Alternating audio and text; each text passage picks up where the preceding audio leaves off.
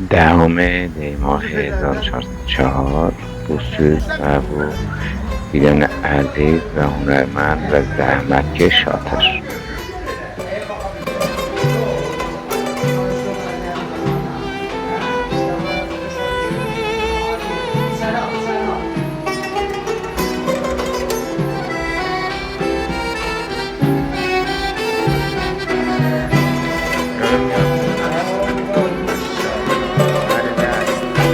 Gönlüm senin esiri. Hasıl oldum Murat, mənim buzul ərağı, mənim Obeydi Ziyad. Nə qarıxanələri çəkdirin Yezid adına. Görüm ki, kimdir düşər Xalq Hüseyin onun yadına. Yol üstündə bir şahı muhkəm durun, Həzrət Müslüsüz o çaha salın.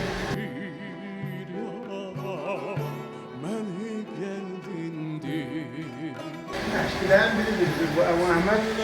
Bağır sözü yok ki, kef edilemiyorum inşallah. O ankilerde verdi görerler.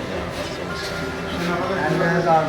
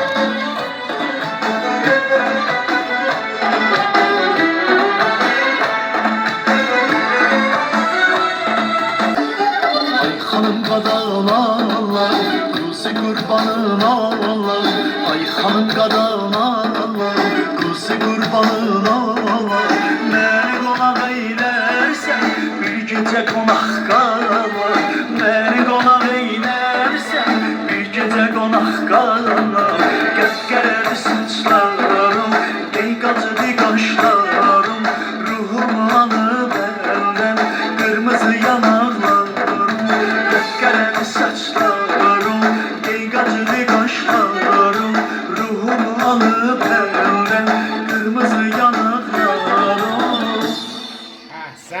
Əhsən, maşallah, çox gözəl, ali. بینوایان از بهر روزی خیش را کور میخواهند طبیبان جملگی خلق را رنجور میخواهند Əhsən. مردشوران راضی‌اند بر مردن مردم ای بنازم مطربان را که خلق را شاد میخواهند Əhməd əmi o kişilərdən ki, mərdumi şad istəyir.